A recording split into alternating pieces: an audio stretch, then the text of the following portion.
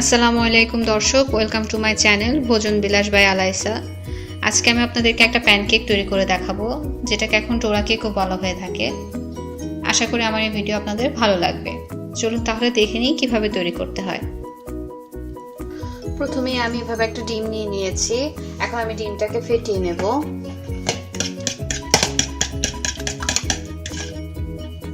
কিছুটা ভাবে ফাটানো হয়ে গেলে এর মধ্যে আমি এখন হাফ কাপ চিনি দিয়ে দিব। হাফ কাপ চিনি দিয়ে ডিমের সাথে এটাকে ভালোভাবে মিশিয়ে নিতে হবে, একদম যেন চিনিটা গলে যায়। এই জন্য এরকম কন্টিনিউয়াসলি নাড়তে হবে। তাতে কি হবে, ডিমের মধ্যে একটা ফোমি একটা ভাব আসবে।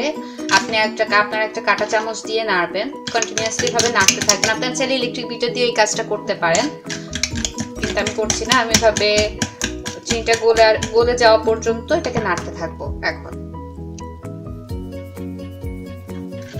আমার ডিমের সাথে চিনিটা মেশানো হয়ে গিয়েছে, আপনারা দেখতে পাচ্ছেন।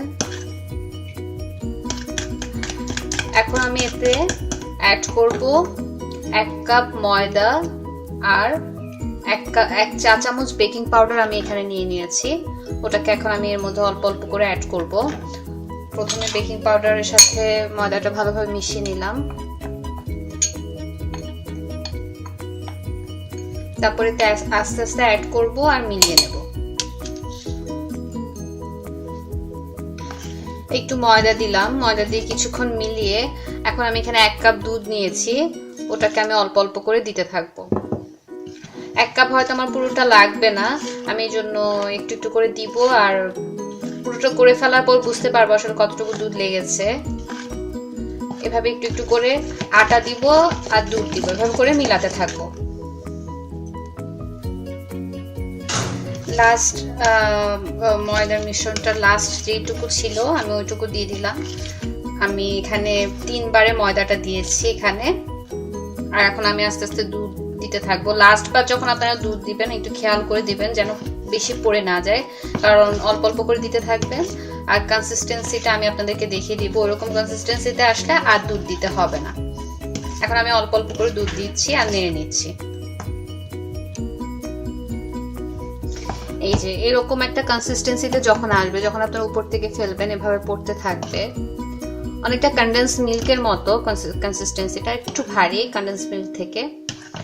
এই পর্যায়ে আসলে আর দুধ দিতে হবে না। আমার এখানে হাফ কাপের মতো দুধ লেগেছে, আমার পুরোটা দুধ লাগেনি।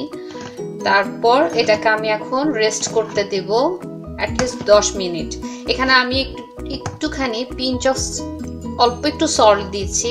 আপনারা যদি না চান আপনারা না দিতে পারেন, স্কিপ করতে পারেন বিষয়টা।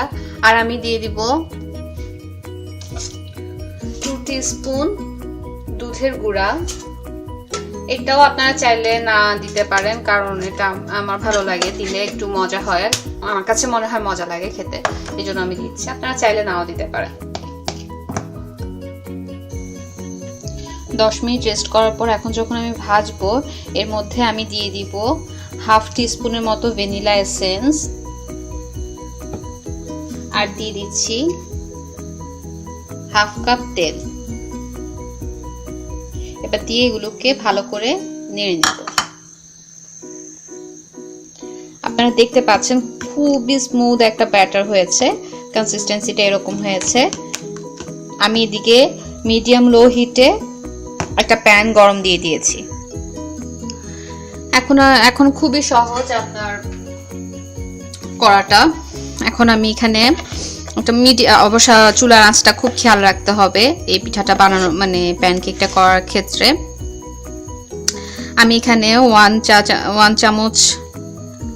চামচ এই যে এরকম ব্যাটার দিয়ে দিব। এরকম একটা চামচ নিলে ভালো হয়, তাহলে পিঠাগুলো সব এক সাইজের হবে। বা আপনারা কাপ দিয়েও মেপেও করতে পারেন। নিজে থেকেই পিঠাটা গোল হয়ে আসবে।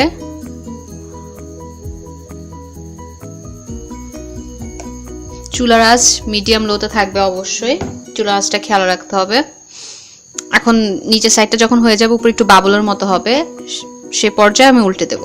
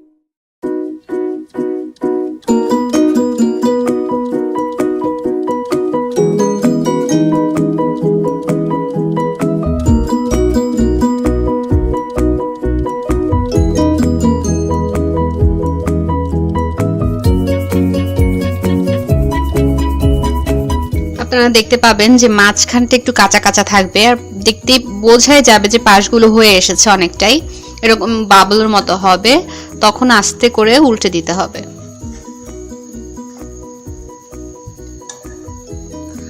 আপনারা যদি আরেকটু কালার চান এই সাইডটাতে আরেকটু কালার করে নিতে পারেন, আর একটু বেশি সময় রাখতে পারেন। আমি এখানে 2.5 মিনিটের মতো রেখেছি, আপনারা চাইলে আরো বেশি সময় রাখতে পারেন।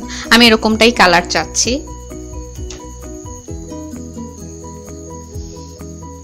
এখন আমি অপর সাইডটাও হয়ে যাওয়া পর্যন্ত ওয়েট করছি। এটা আসলে কোনো বাধা ধরা নিয়ম নেই, আপনার যে মানে যতটুকু ক্রিস্পি আপনি খেতে চান ওরকম করে করতে পারেন। আর আসলেই চুলার উপর অনেকটা ডিপেন্ড করে, চুলার যদি এক একজনের চুলার আঁচটা এক এক রকম থাকে। আমি মিডিয়াম লোতে, আমার যেরকম সময় লেগেছে আপনাদের হয়তো আরো কম বেশি লাগতে পারে, তো আপনারা অ্যাডজাস্ট করে নেবেন। এরকম করে আমি আরো কিছু প্যানকেক তৈরি করে নেব। আপনারা দেখতে পাচ্ছেন দুই পাশে হয়ে গেছে, আমি এরকম কালারই নামিয়ে নিচ্ছি। তৈরি হয়ে গেল আমার প্যানকেক, যেটাকে অনেকে এখন ডোরা কেকও বলে থাকে। তো আপনারা এটার ভিতরে ফিলিং দিয়েও দুইটাকে এভাবে একসাথে জয়েন করে দিতে পারেন। ফিলিং দিয়ে আপনারা দেখতে পাচ্ছেন উপরটা এমন হয়েছে, পেছনের সাইডটা এরকম হয়েছে। আপনাদেরকে আমি একটু ভেঙে দেখিয়েছি, যে দেখেন অনেকটা আমাদের দেশে চিতই পিঠার মতো ভেতরটা হয়েছে, দেখতে পাচ্ছেন। আশা করি আমার এই ভিডিও আপনাদের উপকারে আসবে। যদি উপকারে আসে এবং ভালো লেগে থাকে অবশ্যই লাইক কমেন্ট করুন এবং আমার পাশেই থাকুন, আমাকে সাপোর্ট করুন। আল্লাহ হাফেজ, আসসালামু আলাইকুম, ধন্যবাদ।